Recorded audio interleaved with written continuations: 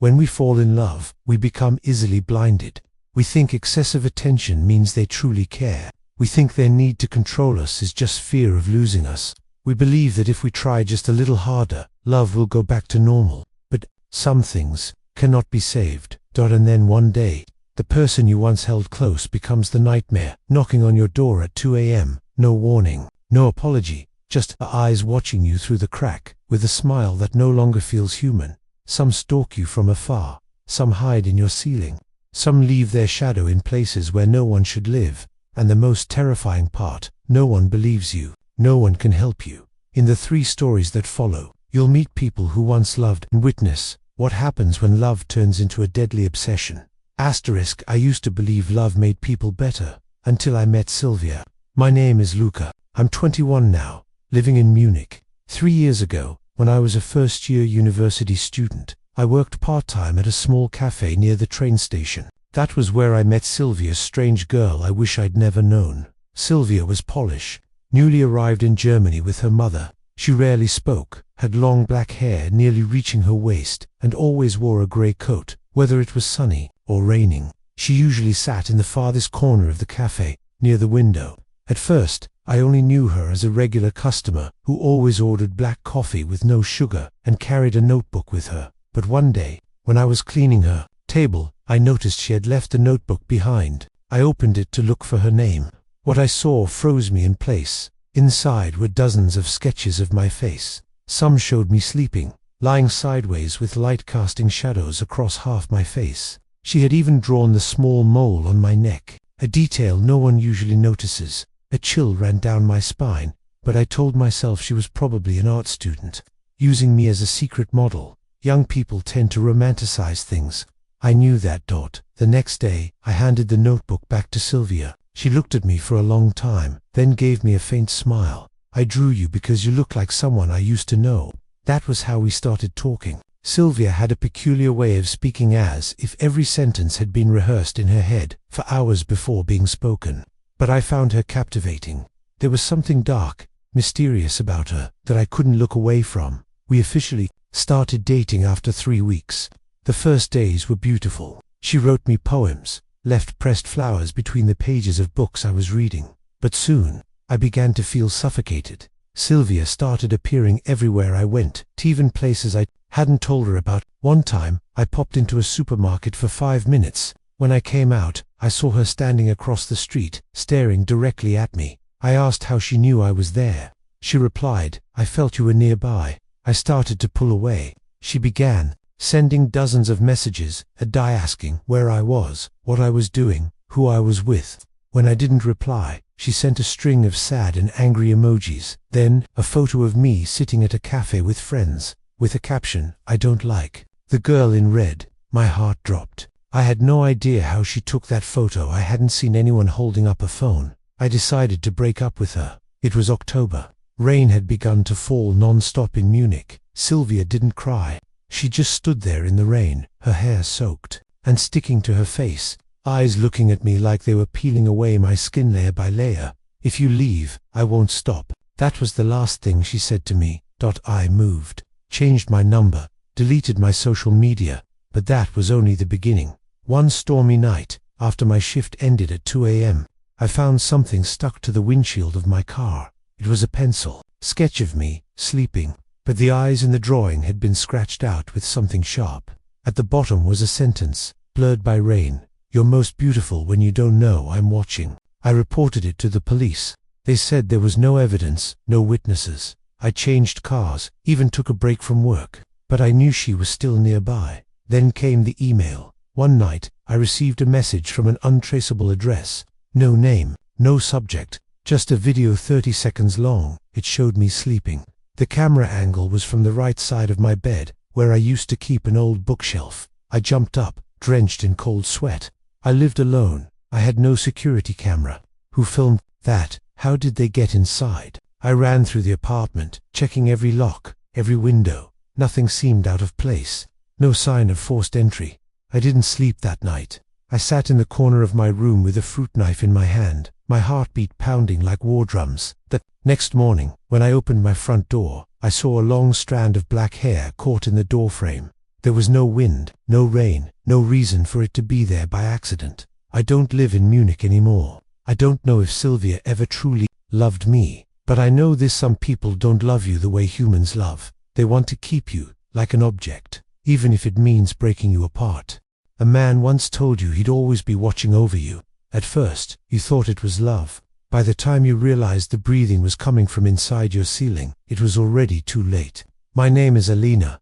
I was an architecture student. In Leeds, I once had a boyfriend named Jonathan. When we first met, he was the kind of person you believed you could rely on: warm, composed, always a good listener. He was 3 years older than me, attending the same university but in a different department. We met at an exhibition. He looked at me and said, "You're the kind of person who makes others want to slow down." I was moved. There was something about the way he looked at me, like I was the center of his world. We dated for almost a year. Everything seemed fine, at least if you only looked from the outside, but on the inside, I was slowly suffocating. Jonathan controlled me in subtle ways. He never stopped me from going out, not directly, but every time I tried, he'd stare into the distance and say things like, "Go ahead, I'm used to being alone anyway," or he'd send a message that accidentally sounded like this: "I just have a bad feeling. Don't stay out too late, okay?" Over time, I stopped going out altogether. I felt guilty any time I enjoyed something without him. I thought that was love. Now I know it was control. I broke up with him on an early winter afternoon. He didn't react violently. He just sat there, looked at me for a long while, and said, "I understand, but even if you can't see me, I'll still be here." I thought it was a metaphor. It wasn't. 3 weeks after the breakup, began hearing strange noises in the ceiling at night. My apartment was on the top floor. There was no level above. The sound was like someone crawling slowly, inch by inch. I thought I was imagining things, until small items started disappearing. Cups, keys, underwear. One night, I left my phone charging on the table. The next morning, it was on the floor, screen shattered. I lived alone. The doors were locked. No signs of a break-in. Then I noticed marks on the ceiling panels, like something had pushed against them from the inside. I called a contractor to check the air vents and roofing structure. When he climbed into the crawl space, he screamed. He found footprints in the dust, a dirty blanket, empty food containers, and a plastic bag filled with strands of black hair. I called the police. They confirmed someone had snuck into the ceiling structure and used the ventilation system to watch me from above, but they couldn't find him. They believed he had escaped during the chaos. I moved out within 48 hours. I thought it was over, but a week later, I received an anonymous email with a photo attached. It was a close-up of my face as I slept, taken from the narrow gap inside my wardrobe. I moved again. This time, I told no one my new address. 3 months after moving, I lived in fear, barely slept. I installed a camera in my room, carried a knife in my coat, changed my phone number.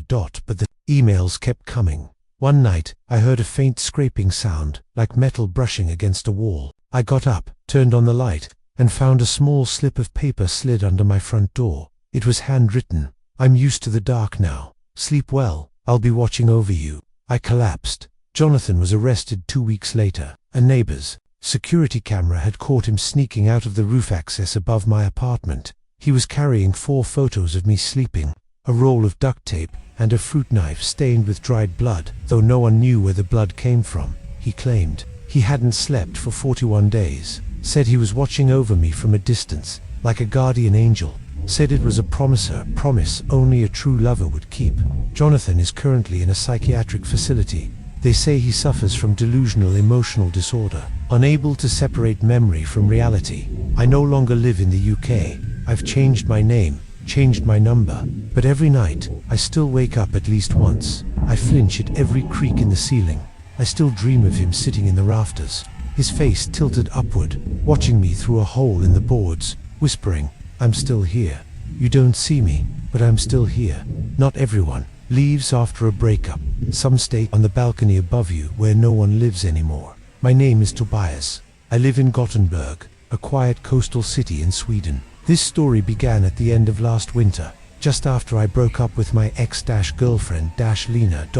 Lena was the kind of person you don't easily forget, quiet, gentle, but with eyes you could never quite read. I loved her for nearly 2 years, Toward the end, though things became uncomfortable, she would say strange things, out of nowhere. If I died, would you remember me forever? Don't you think I exist too much? I never knew if she had mental health issues. I just thought she was overly poetic, lost in her own world. We broke up quietly. There was no betrayal. She simply faded from everything. 2 weeks after the break, Cliff started to feel watched. Not in an obvious way, more like a constant sense that eyes were following me from a distance. That cold feeling at the nape of your neck when you turn around and see no one. I lived on the 3rd floor of an old apartment building. It was mostly empty. The 4th floor above me, according to the building manager, had been vacant for over 8 months due to a leaking roof and mold. The stairwell door to the top floor was locked, but some nights, when I stood on my balcony for a smoke, I'd see a figure standing motionless on the balcony above. A woman, long hair, completely still. UNMOVING.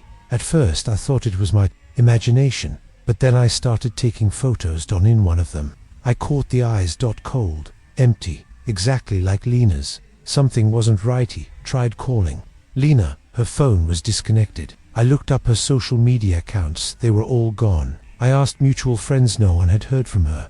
It was as if she had vanished, like she'd never existed at all. One rainy night, I decided to go upstairs. I broke the old stairwell lock, brought a flashlight, and climbed to the 4th floor. The apartment was empty. Dust covered everything. But I found a wool scarf Lena had once knitted for me, still, with strands of her hair stuck to it. A crude drawing taped to the wall. It read, "I'm still here. I never left." I heard footsteps behind me in the dark. When I turned, there was no one. But when I shined my flashlight onto the balcony, I saw wet footprints leading inward. I ran. The DREAMC from that night on, I dreamt of Lena. She would stand outside my window, not knocking, just standing there, watching me sleep, her face pale, frozen, and she'd whisper, "I never left you." I began to see her in reflections, in mirrors, in the elevator, in my TV when it was turned off.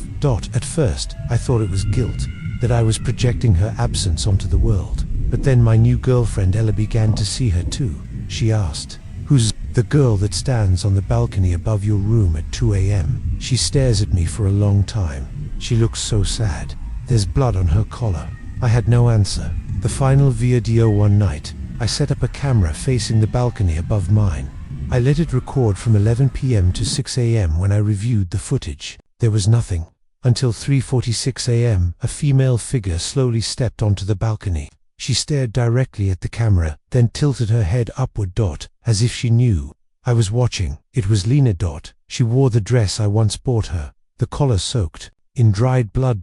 And at the end of the video, she raised her hand slowly and waved. Her eyes never blinked. I left that apartment, left everything behind, but sometimes, when I pass by that building, she's still there, standing motionless on the upper balcony, waiting. The police opened a missing person case for Lena. To this day, there are no leads, no body, no evidence she ever left Gothenburg. Only I see her. Every night, some people leave in order to be forgotten, but others leave to become unforgettable. Lena was one of them.